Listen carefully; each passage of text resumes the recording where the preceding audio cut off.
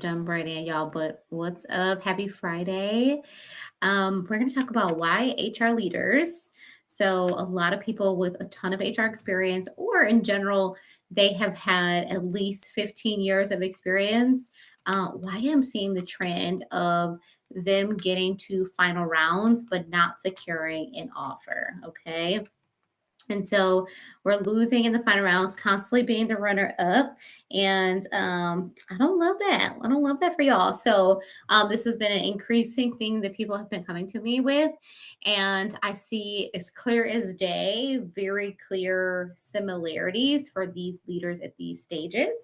But it also applies like, if you have 15 years of experience and it's non HR, but like you've had a dual role where you wore the HR hat. And again, overall, you've led teams, you've changed cultures, you've been the head of or the lead of, you've been a compensation lead or even a TA. You led a TA team of 9 people. Like you have been around the block, right? Like maybe you even have grown your career through all parts of HR and highly, highly, highly experienced. And or you have been an HR business partner, HR director for 20 years, right? Like again, you have experience under your belt. You know that you have experience, and typically what I see is those people with all those years of experience, they end up getting a good amount of interviews and then getting to the final rounds, right? This can even be like HRBPs, right? That you've had 10 years of solid HR experience and you're constantly getting to final round, final round, final round, and then you keep getting the big buzzing highlights that we're going to go with someone else. Okay. And so that's exhausting. I do not love that for anyone. And so I'm just going to talk about the themes that I'm seeing in that. And then I'm going to share some real client stories of how they have combated that and they have landed offers within 90 days. So I got my notes, and then I also have, so bear with me, I have some resumes that I'm going to be like kind of like pulling off of so I can give you some real life examples of what I'm seeing. So, I know you're not junior, but somehow it's starting to get to you. I usually see people who are like, okay, at this point, I'm getting to 2, 3, 4, 5. I've seen people get to 10 final round interviews, and they're like, okay, is it my resume? Should I be revamping how I'm presenting myself? Maybe my background is confusing. Ultimately, in your heart of hearts that something's going on with your storytelling, right? And maybe it is in your resume. Maybe that's part where it starts, but mostly, at that point, if you're getting to final rounds, it's not likely the resume. It's more than likely going to be something that's going on in your interview, right? Um, and so what I see with people is like they get that realization, okay, something's going on in the interview.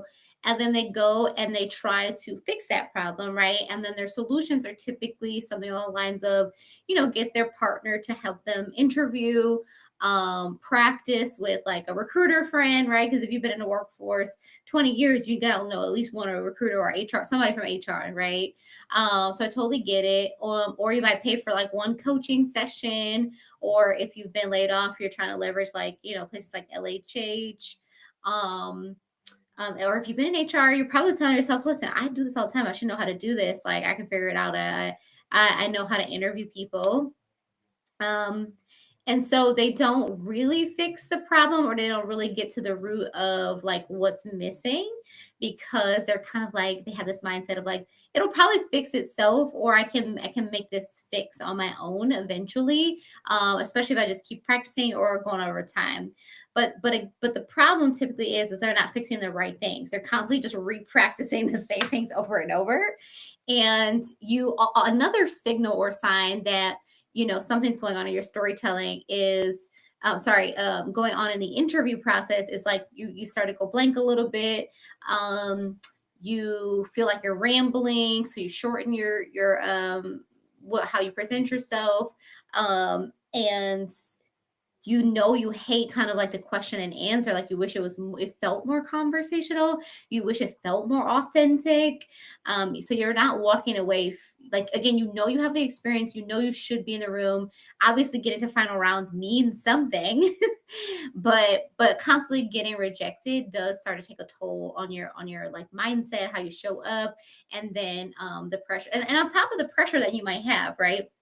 So typically, if you're, in this more 15 years senior leader, you're a strong contributor to your household, if not the breadwinner. So if you want to find something new, and there's in this big world of layoffs that we have going on, and all this restructuring, there's also that pressure that's kind of looming in the back of your mind. Okay, so with all of that, staying the reasons people get stuck in this cycle is they don't fix the real root of what's happening, which, yes, there's something going on in their interview, and it's highly more than likely 9 out of 10 of the times it's something going on with the way you're telling the stories, right? From the beginning to the end of the interview. Okay. So I'm going to talk to you about the 3 B's, the 3 B's, the 3 B's. Okay. What else? Because if you don't fix the storytelling, what ends up happening is, like, eventually, yeah, you will land something. But what I have seen, and the data points that I've seen of all the people I've worked with, the people that have decided not to join my program and to kind of like figure it out on their own, typically they stay unemployed longer. Okay. Or they end up taking a role a little bit out of desperation that they're highly overqualified for. Um, and because they one either end up getting too exhausted to continue forward, and keep looking, so they settle, right? They're like, I don't even know, I'm getting offers for roles that are like way below me, I don't even know why people are reaching out, but like maybe I should just take this, right? And then if you, on top of pressures, if you have some type of financial pressure, or if your family is depending on you, or you have, a mortgage pending, payment pending, right? Then you're just gonna take that sacrifice, right? You're going to take that pay cut, or you take that role that you're going to be miserable, and that you should, no, you shouldn't be taking, right? And I know people got real bills and responsibilities out there, right? So there is time to take strategic routes, or temporary routes for sure. And then there are times to get ahead of the problem at hand and solve it.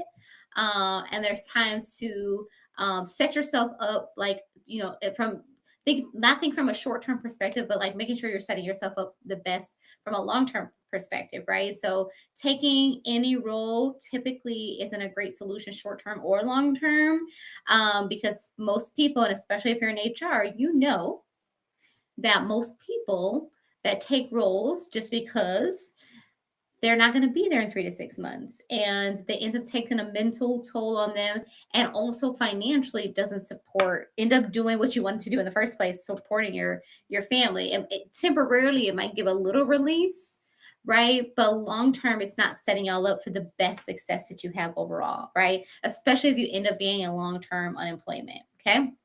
So, I, I'm all for giving it a try, like trying it on your own. But once you get to 2 final rounds, then we need to fix it, right? Like, there should be some urgency there to, like, okay, what is missing in my storytelling? What is missing? Like, what's not landing? And it's easy for people to tell themselves, oh, it just wasn't meant for me, or oh, they had like an internal candidate, or oh, no, there was something where you weren't able to articulate overall the story. And so this might be hard to, I'm just going to get some tough love, some tough coaching right now. That very much like, it's the market, not me energy is not the energy that's going to move you forward to, like, to the ownership of grabbing the opportunities that come your way. Okay. Now, there's a part of me that also believes, like, what's meant for us is meant for us. But I also think that, yes, that is also true. But if you're not at the 90 to 100% of where you should be, then you're going to miss out on what was meant for you. Right. So two things can be true, right? What's meant for us is meant for us. And also we might need to fix something, right, in our storytelling. And so that is where I see. So the 3 B's, and I'm saying this with love and light, and also solutions. So stick with me, okay? So the 3 B's. If you are getting to the final rounds and you obviously have the experience, whether highly transferable or super direct, you have maybe you have the weight of great companies behind your back as well. Um, there's typically three things happening, three B's: boring, basic, or broad in your storytelling. Okay, something is missing. It's either too boring, too basic, or too broad. Okay. And I will just tell you right up front. So we're talking about more so interviewing, but this applies to a resume too. Okay. So this is resume and or anywhere where storytelling has to happen, even in networking, y'all. Y'all sometimes y'all will be picking the right stuff to kind of like talk about. So but I'm gonna talk a bit more about the resume and a little bit about kind of more interviewing. And definitely, if any of this resonates with you and you want to fix this, I will give a couple examples here, but I'm going to give way more in-depth examples at my HR Pivot Resume Masterclass on January 28th. So that is 100% free. I've been doing it for a few years now. People love it. It will be life changing for you if you struggle with telling your story, making sure that you're sharing the right information. Okay. So, the first mistake, being too boring. So, this typically is people trying to be very polished and professional. This also comes from a lot of ChatGPT AI usage as well. So, being boring to me means that it sounds like everybody else, right? Like everybody is saying it. That's why I say ChatGPT, because ChatGPT chooses a lot of the same words, especially when you put prompts in there like, oh, help me tell this story, or help fix up my resume, and then they give you like a summary and they give you your bullet points. Like in this, I'm seeing these in the summary as well as in your bullet points. So it sounds like y'all put strategic and data driven HR. Again, on the surface, this all sounds good, right? A lot of y'all got resumes that are technically okay, and that's why you're getting these interviews. And again, they see that you have years and years of experience, but a good signals a lot of times for me that you're probably going to have a bad interview is if your resume has this type of language. Okay, so strategic and data driven HR. Okay, everybody's saying that. Design training for managers, led engagement initiatives. Okay, and I know you're saying, okay, Balashani, that's what I did. What do you mean it sounds boring? This is with HR. No. Typically, most of the people that I work with, there's way more behind the scenes that has happened. But again, you're forcing yourself so much to polish it and not knowing what sounds good. And I think a lot of it is just a little bit of a lot of y'all haven't interviewed in years, right? You're not used to storytelling on a resume. There's all these resume rules that people give you, right? It has to be one line. Your resume can't be more than 2 pages. And so that keeps y'all stuck in these like resume rules that keeps you from actually having a point of view, a leadership style that you want to talk about, talking about the problem that you actually solved that makes you stand out. That sounds way more intriguing and interesting than anything that you share. Um, let me see. I think I have. Let me see what example that I want to share for boring. Duh, duh, duh. Okay. So I'm gonna come back to that because I can't really see the one that I wanted to pull out for that one. Okay, let's just talk about basics. So, too basic means that you're choosing examples that are table stakes to hire for your role. So, like, you're going after an HR director role, you're going after a senior manager role, even a VP role. Um, you're choosing examples that are like, duh, like, of course you would do that. All right. Like, that's what I would expect of you. And just think about if you're hiring, like, if you're a leader and you're hiring a TA person and they put on there and you're looking for a senior TA person or a TA program manager, and they're like, yes, I schedule meetings.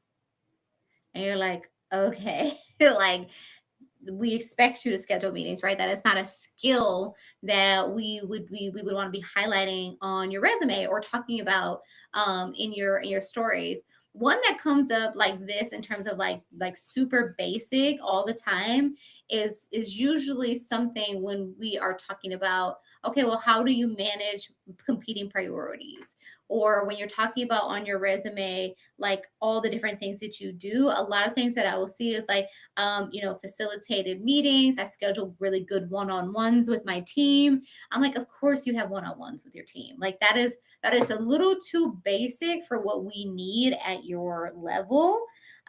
So it's going to be easy for you to be looked over. Again, you're probably getting interviews and getting to the final rounds because just purely based on it, but you probably have some of that language on your resume. And then when you're getting in interviews and they say, well, talk to me about a time you had to manage competing priorities, you're talking about how you're organized on your calendar, that you have really good one-on-one meetings, you schedule meetings, um, things like that. And you might even give an example, right, of a time where you were really organized and such. But it's like that's not challenging enough. That doesn't show me your critical thinking skills. It doesn't show me like what resistance came up or was part of the problem that you had to solve. It doesn't tell me anything about how you stood out in your leadership. Um, it's like why you were the reason that the thing actually worked, right? And I'm gonna give you some tangible things in a minute, I promise. Some other examples, right? Yeah, I partnered with leadership. I'm a strong partner with leadership. Oh, created project plans is another one I see all the time. Facilitated meetings, which I kind of said, I'm really strong at building relationships, right? Like this is kind of the juice or the meat of it. You're like, I'm just so strong at stakeholder management, and it doesn't go much further from there. But I am going to give you some and a lot of times I see you all using the STAR method or trying to use the STAR method, and it'll be something like, yeah, I partnered, a really kind of like, again, basic story. If I ask you a question, tell me about, if it's for a TA director role or it's for an HR operations director role, tell me about a time you helped close a gap, or tell me about the KPIs that you manage, or tell me about any of these questions. And typically the response that I see is that, yeah, I partner with leadership to understand the gaps. I decide, help them figure out what was the strategy we needed. And then I help put the plan in place by having some really strategic meetings. And then you might even throw in, and then we had to come up with a whole new technology, a new HRIS, and I helped implement that. And then I helped create the trainings. And then the result was we had an amazing strategy. Then we brought on, and I'm totally making this up, right? And we brought on some amazing new talent, and we increased our pipeline by about 15%, right? Again, technically it sounds okay, but it's way too basic for you to stand out over your peers. All your peers have that same experience. But like what was more unique? What was the most challenging? What are some of those things that you're missing from the story? And y'all are missing a lot. And typically part of the problem here is maybe you're like, well, I'm just going to use the STAR method. I'm going to keep practicing. The STAR method doesn't solve this problem, unfortunately. Not when you become a senior leader, right? So that's like one of the things I teach in my program, which I'm not going to talk about today, but one of the things I teach in my Prime to Pivot program is one of the best storytelling techniques of all time. And I'm not saying that lightly. Literally every client I work with, when I teach them the impact model and impact method, they're like, wow, I see. Now I'm telling my best of my best stories, right? And they get feedback from recruiters that are like, oh my goodness. I wish literally in December, one of my clients was like, they were like, I wish every interview was like this, right? Because they felt so clear, and because they felt clear and they felt confident, right? And they knew that they were telling not very basic stories anymore, right? We moved away from I facilitated meetings, I created trainings, right? Like again, table stakes, not different differentiators. You want to be able to differentiate yourself and talk about some of those things. The other thing I see here, or mindset that keeps people from actually telling good stories, is they're like, well, I don't want to make it sound bad. And I'm like, no, you need to tell, if you're gonna be an HR leader, you need to tell the juicy stuff. Not with not in a negative way, but like like why aren't you telling the fact that the whole reason you had to create a new manager training is because you were losing half of your staff. One of your senior leaders actually became a problem child in the organization. You had to have some tough coaching conversations with them, and then you had to revamp your whole executive team, come up with a whole new succession plan strategy, and da, da, da, da, da, da, da. Why are you not telling that? Because somebody told you somewhere that storytelling has to be short, right? And also part of it is that I know a lot of you just don't know what are all the right details in what order, because a lot of you are making stuff up on the spot, depending on what question is asked, right? That's another great benefit of my impact model. I help you create all the stories that you would actually need. It's usually about 5 of them, and you're able to answer any question with those 5 using my model. Okay. All right. Let's see. I think I gave some good examples. And also, I don't know if there's anybody live here. If anybody has any questions on LinkedIn, I won't be able to check the other places right now. But yeah, is there if there's any questions, feel free to message them. If I don't get to them live, I'll definitely still answer them. And you can message me on LinkedIn in the DMs as well, if you like. Okay, I don't see any questions. Okay. So, okay, the third one. So the third one, your story is broad. Okay, your story is too broad. It's kind of got some similarities to the basics, but too broad. You're a little less basic, but it's still not gonna. It's not gonna eat, right? It's not gonna eat like y'all think it's eating. So a lot of times they'll be like, okay, facilitated collaborative discussions with stakeholders to implement solutions based on workforce insights. It sounds cute, but it's not enough, right? I don't know what that means for real. Like, what did you actually do? What did you actually do? It's safe. It's still kind of generic, going back to the other one, and it's super forgettable. I don't know anything. I'm not gonna remember that when I go to the debrief, right? Like what you what collaborative, what kind of for what was the like? I don't know anything. They want to know, again, at this stage in your career, they want to know the risks, the trade-offs, the tension. What was the pressure? They want to know more information than that. They want to know specificity. They want to know how long did it take you to do that? Right? They want to know the real deals. Okay, broad stories take away all that information, again, because I just know a lot of y'all don't know, and y'all think y'all gonna keep practicing the same broad stories. Y'all like, oh, let me just try to remember more stories, but it's still broad, still pulling out the basics, right?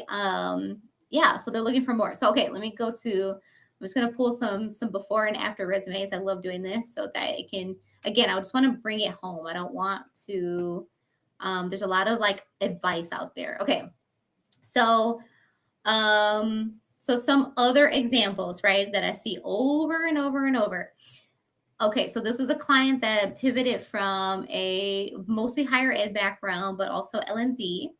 A couple years of L&D, not a ton, but again, she had that very strong transferable skills, as well as some direct experience, which a lot of y'all have. Y'all are highly qualified.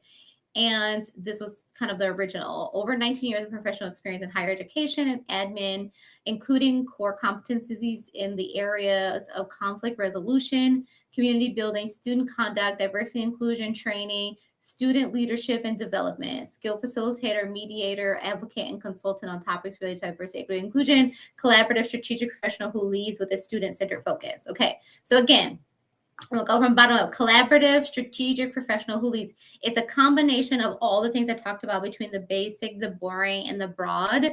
So collaborative, basic, strategic, professional, boring. Who leads with a student-centered focus? Too broad. I don't know what that, like, what does that mean? How does that help me connect the dots? Especially if you're like more of a pivoter background. This is where storytelling becomes critical. And this is translating as well into the storytelling that you all are sharing, whether you're answering the question of tell me about yourself, or you're answering real actual questions that they want. Okay. Provide education support for faculty, staff, and students in understanding college policies and processes related to student conduct. Okay. Same thing there. Okay. The over 19 years of professional experience, y'all have got to take that off the resume. Okay. That is too broad. That gives me nothing. I am not compelled to give you a phone call based on just some, and again, it seems small, probably came from AI. AI be leading y'all wrong down the wrong pipeline. Um, Job descriptions, wouldn't be looking at those either. Because they're those are basic things that they're putting on the resume typically because it's a job description, right? So the job description doesn't equal your wins and the things that you contributed and the challenges that you, it would never say that, right? So the job description is a data point, but it's not the thing that you should be looking at for your for talking about your overall skills and what you're bringing to the table, right? So let's see what else. Anything else? Skilled facilitator, mediator, advocate, and consultant on topics related to diversity, equity, and inclusion. Again, it's just not it's not enough to kind of bring it forward. And so it would be easy, right, to use this type of resume to talk like this in interviews, and then keep getting into the final rounds, and then being like, oh, it's the market, right? It's the market. It's just so saturated, right? And that's unfortunately it's an easy grab. And yes, the market is what the market is. However, um, I'm so proud of this. But all of the people that have finished Prime to Pivot in 2025 that successfully completed, 80% of those landed jobs in 2025, right? So I think there's a different experience that you could have. Absolutely. It probably just goes back to the storytelling of everything. Okay, let me give you how we transitioned her like how she presented herself. Again, so we talked about 24 years. We actually updated too, because a lot of y'all be like, oh, I can't put years on there. That's gonna be biased, and people going, then she landed a job, y'all. She landed a job, and in L&D.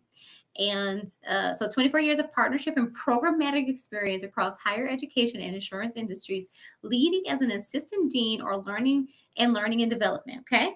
All right. So not groundbreaking, but now we get into stuff that's a bit more her, that is more compelling, that is not, that I can't copy and paste and give to someone else, right? She is known for stellar facilitation techniques, including de escalating the toughest conversations. She has an amazing example behind this, right? And so that's why we want that up front and forward, resulting in transforming low performers into top contributors. I don't see nobody talking about that.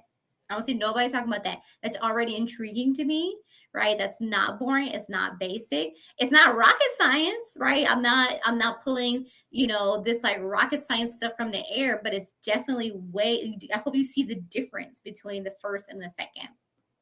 Motivated to quickly build rapport and coach at all levels of the organization, not shying away from providing direct feedback to executives, collaborative coaching approach by providing alternative solutions that drive progress. And again, these are all rooted in real stories, like real feedback, real things that we wanted her own brand to highlight. Extensive background in designing technical and new hire training and consistently creating psychologically safe spaces for learning that spark high level engagement. And some of it is used by others, right? So I usually steer people away from like the psychologically safety, but that was important to her, so we kept that on for her, right? So we make it as authentic and unique to you as possible. And then that's just the top, right? That's just a summary. We also have career milestones that look totally different than what she was previously talking about. So like one of her career milestones, she had nothing like this before, right? All of them were some of the examples that I was telling you about, but global talent development, increase production by virtually training 2 vendor teams, 42 employees located in Cape Town, Africa, and India to support US-based operations via phone and chat for business insurance, overcoming lack of systems and curriculum design. Again, not too much rocket science, but I have way more information. I know location. I know that it was across 2 way totally different time zones. It's a little more, it's I call it drama, baby. For a lot of clients, I'm like, y'all need to get a little more dramatic because y'all are literally hiding the real story. And I actually help you with this in my masterclass. Like I've literally broken down people's um, bullet points and asked them questions and help them pull out what the best of the best for themselves. Okay, so that's one client who has landed a role in L&D and had all the things that a lot of y'all think are holding y'all back, which is only a couple of years of experience of L&D, mostly in the higher ed, right? Like was unfortunately impacted by layoffs in the organization, all those things, right? And she was able to land something in less in 90 in a little over 90 days. Okay, very little over 90 days. Okay, so let's see here. And that's just because they had holidays and stuff in between.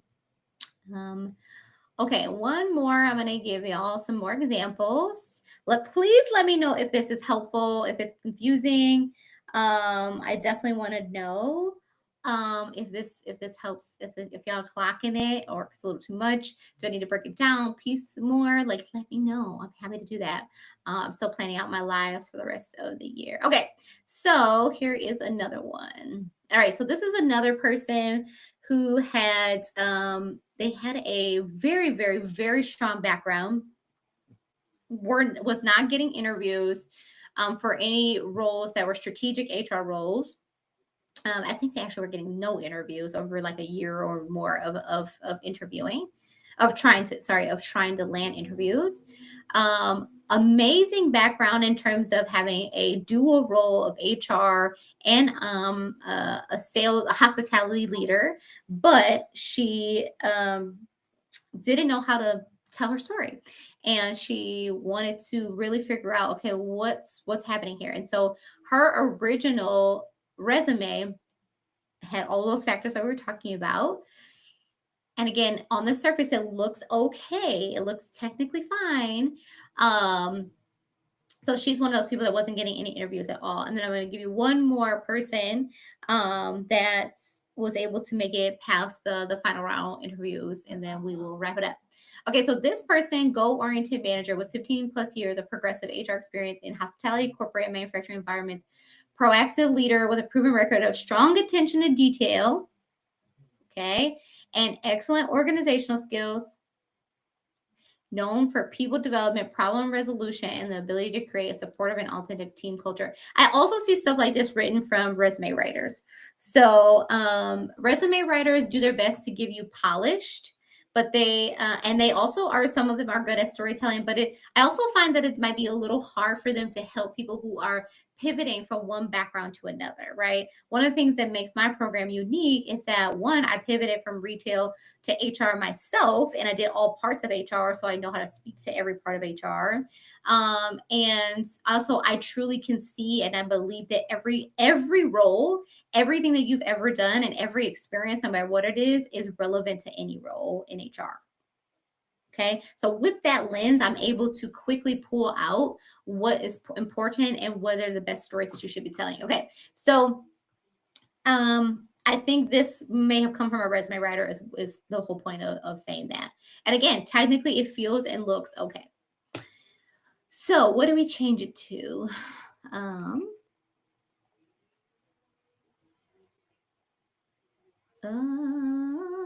Okay, so we again, and this doesn't have to be crazy rocket science, but we can see some subtle shifts or differences. Some things I'll let people keep, and some of it kind of makes sense, and that's why on the surface that ChatGPT does okay.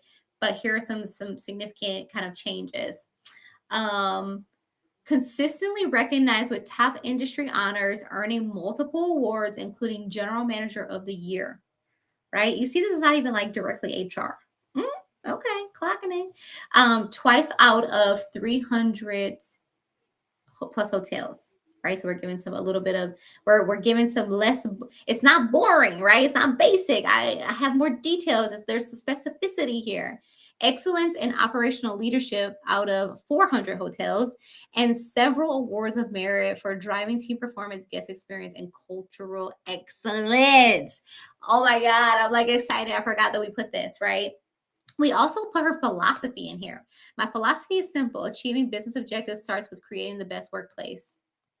with the best place to work, right? Because literally she got awards for creating the best place to work. So do you see how unique this is to the person, right? Like how it's clocking not boring, not basic, and them. And that's why a lot of y'all like, but none of this even feels authentic. I don't even know who I am anymore. My resume doesn't even make sense. Da, da, da, da.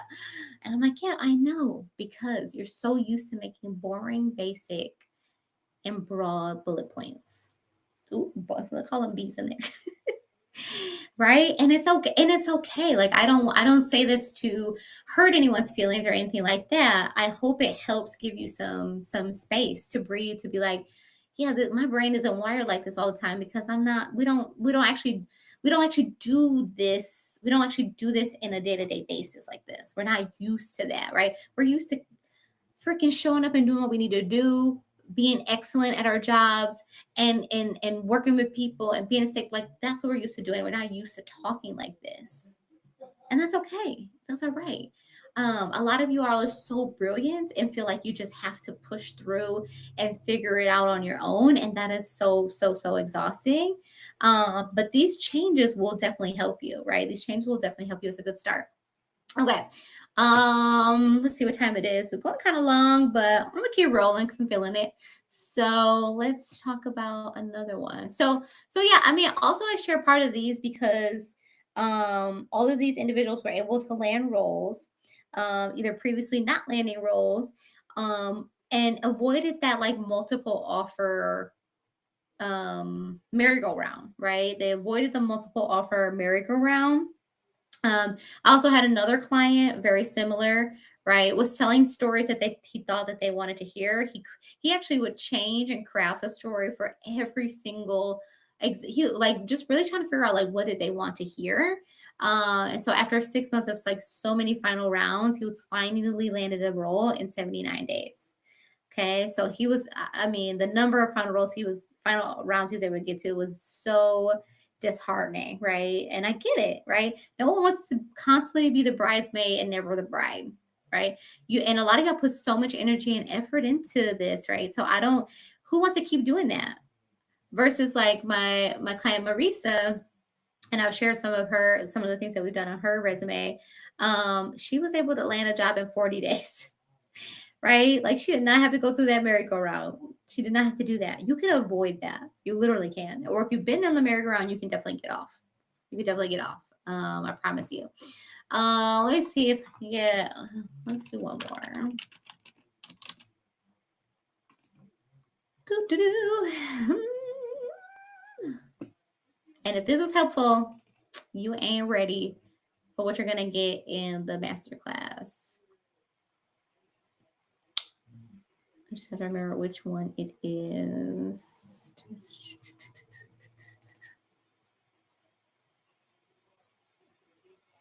Yep. So stuff like, oh, this is a very common one, right? So, um, full cycle, created a full life cycle recruiting strategy, right? Led a team of 8. HR policy development and implementation, strategic workforce planning, organizational development, right? That was not hitting. That was not getting any hits. Um, championed additional training for a complex costing database, resulting in enhanced team proficiency, right? So it feels like y'all are telling good stories, right? Because you're like, yeah, I'm talking about like the results. I'm talking about what was better. But again, champion additional training. Okay, that's too basic. Okay, you being a champion for additional training is not gonna want me to have you be my strategic HR leader. Okay, training for a complex, and I love that we threw complex in there, but that's still too broad. Complex costing database, resulting in enhanced team proficiency and improved accuracy and efficient cost systems. I don't know cost estimates. I don't know what that means. I have no clue. Again, and for some of you, some of this like little bit don't matter. Again, you're getting to the final stages, but then these types of stories, they're like, oh, let me give them a chance because like I can see they have multiple years of experience, but then you're taking this same energy over into your interviews. So let's see, I can give you some examples of what we changed. So um Okay.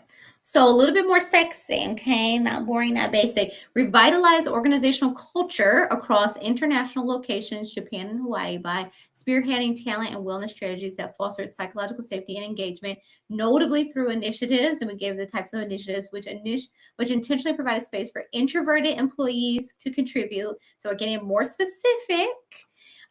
This resulted in a more active work environment, which was reflected by in an 88% employee engagement score recorded during the initial comprehensive survey. Okay.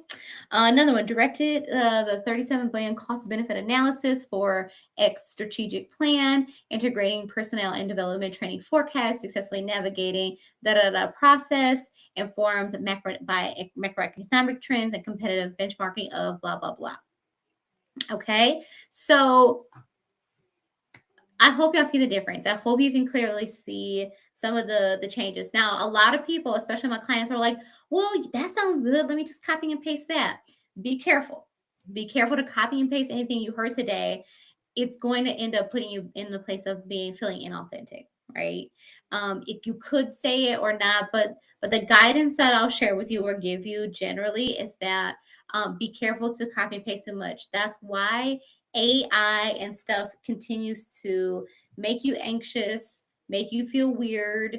You don't feel confident in these interviews because you're getting scripts and stuff from AI, and then you're sounding like everyone else, right? You're coming up with the same three B's all the time. Okay. Now the masterclass again will help you start here. Okay, so you should be there. It's free. It's free. 2 hours. We get our hands dirty. It's on January 28th at 4:30 Central. So I'd love to see you there. And then if you're just ready for help now, though, you can absolutely book a consultation call, a free consultation call where we go through and we can look at what's going on with you specifically. And you can just join Prime to Pivot. You can just do a Prime to Pivot. You can actually like pivot in like some of my clients either in 40 days, 79 days, a little over 100 days, right? Like you can actually just go ahead and land your role and not continuing to be in these this final round hellhole that you're in. Okay, we can get you off of that. So let me know if you want to book that call. You can DM me, or the link is certainly on my bio. I think it says schedule an appointment. Book an appointment. It's on LinkedIn. Or you can come if you're watching on YouTube. You can go to balangize.com/HR pivot resume. And I would love to see you there. Okay, bye y'all.